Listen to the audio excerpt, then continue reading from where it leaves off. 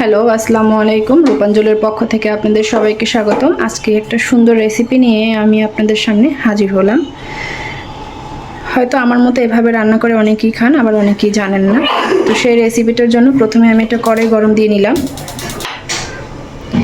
এরপরে হচ্ছে গিয়ে আমি এখানে পরিমাণ মতো সয়াবিন তেল দিয়ে দেবো। আমি আরিফিন, আমাকে একটু হেল্প করো তো বাবা। এই তেলের এইটা কয়েকটা খুললি, এটা একটু বেশি তেল পড়বে, ভরা হয়েছে তো বেশি। এখানে একটু পরিমাণ মতো তেল দিয়ে নিয়েছি। তেলের জারটা বেশি ভরা হয়েছে, এই জন্য আর কি আমার আরিফিনের হেল্প লাগছে। এরপরে এখানে আমি তেজপাতা, দারুচিনি আর দুটো লবঙ্গ দিয়ে দিয়েছি। একটা মুরগি ধুয়ে নিয়েছি, আর এখানে আছে পেঁয়াজ বাটা, রসুন বাটা আর সরিষা বাটা। এবার এটাকে ভালোভাবে নেড়েচেড়ে একটু ভেজে নিব। এরপরে এখানে আমি অ্যাড করে দিচ্ছি পেঁয়াজ বাটা। পেঁয়াজ বাটা দেওয়ার পরে এটাকে একটু নেড়েচেড়ে মিক্স করে নিতে হবে। আমি এই ফাঁকে চুলার আঁচটা মিডিয়াম করে দিয়েছি। পেঁয়াজটা কষানো হয়ে গেলে আমি দিয়ে দিব পরিমাণ মতো রসুন বাটা। একটা মুরগির জন্য এর থেকে বেশি রসুনের আর প্রয়োজন নেই। এই পর্যায়ে চুলার আঁচটা আমি আবার একটু মিডিয়ামে রেখে দিচ্ছি। খুব ভালোভাবে নেড়েচেড়ে মিক্স করে নিতে হবে। এই দুটো মশলা কষানো হয়ে গেলে এখানে আমি দিয়ে দিব সরিষা বাটা। সরিষাটাকে আমি লবণ এবং কাঁচামরিচ দিয়ে ভালোভাবে বেটে নিয়েছি। সরিষাটাও আমি সম্পূর্ণ দিব না, অর্ধেক পরিমাণে দিব। আমি আজকে সব বাটা মশলা দিয়ে করলাম। আপনারা চাইলে ব্লেন্ড করা মশলা দিয়েও বা গুঁড়া মশলা দিয়েও করতে পারেন।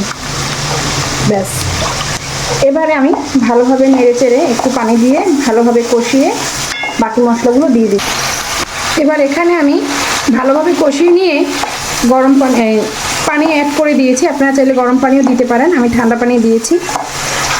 এবারে আমি গুঁড়ো মরিচগুলো একসাথে গুঁড়ো মশলাগুলো একসাথে অ্যাড করে দিচ্ছি। হলুদ গুঁড়ো পরিমাণ মতো,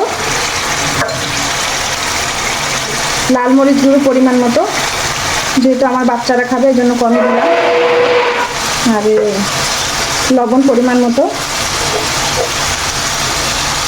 ধনিয়া গুঁড়ো পরিমাণ মতো। এরপরে এটাকে আমি ভালোভাবে কষিয়ে নেব। মশলাটা যখন খুব ভালোভাবে কষানো হয়ে যাবে তখন আমি ধুয়ে রাখা মুরগিগুলো এখানে দিয়ে দিব, আর সাথে দিয়ে দিচ্ছি আলু।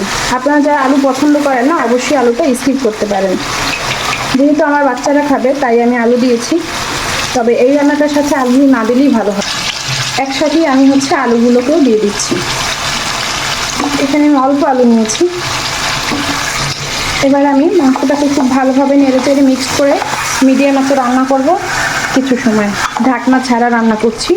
ঢাকনা দিলে হবে কি মাংসটা তাড়াতাড়ি সিদ্ধ হয়ে যাবে, মাংসের ভিতরে মশলাটা কম যাবে। অবশ্যই এই রেসিপিটা একদিন ট্রাই করে দেখবেন, যারা ট্রাই করেন না খুব ভালো লাগবে। অনেকেই অবাক হয় যে সরিষা দিয়ে মুরগির মাংস, আসলে সরিষা দিয়ে মুরগির মাংস খেতে খুবই ভালো লাগে। এটা বিভিন্ন রেস্টুরেন্টে, বড় বড় রেস্টুরেন্টগুলোতে এরকম রান্না করা হয়, তবে আলু ছাড়া আর কি। ওরা আলু ছাড়া রান্না করে, আর আমি মাঝে আলু ছাড়াও করি, আলু দিয়েই করি। যেহেতু আমার বাচ্চারা খাচ্ছে আর ওরা আলু পছন্দ করে এই জন্য আমি আলু দিয়ে রান্না করতেছি। তো এভাবে রান্না করে নেব কয়েক মিনিট।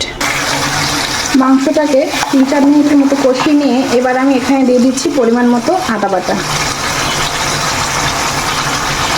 আপনারা চাইলে আদাটাও একসঙ্গে কষিয়ে নিতে পারেন, তবে এভাবে দিলে আদার ফ্লেভারটা খুব ভালো লাগে বা মাংসটার স্বাদটাও একটু বাড়ে।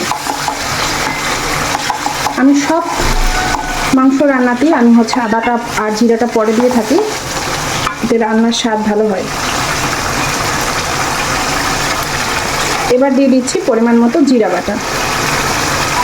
এবার ভালোভাবে কষিয়ে নেব। মাংসটাকে খুব ভালোভাবে কষিয়ে এলাচি থেতো করে এখানে এলাচি দিয়ে দিয়েছি। এত বেশি রৌদ্র উঠছে, মনে হয় কি ঘরের মধ্যে সব অন্ধকার লাগতেছে। অনেকগুলো লাইট জ্বালানো, তারপরে কালারটা ঠিকঠাক মতো বোঝা যাচ্ছে না।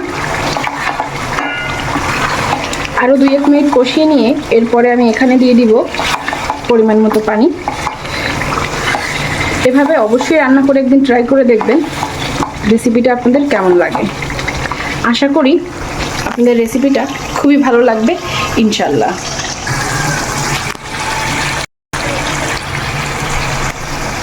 খুব ভালোভাবে কষিয়ে নিয়েছি। এবার আমি পরিমাণ মতো পানি দিয়ে দিব।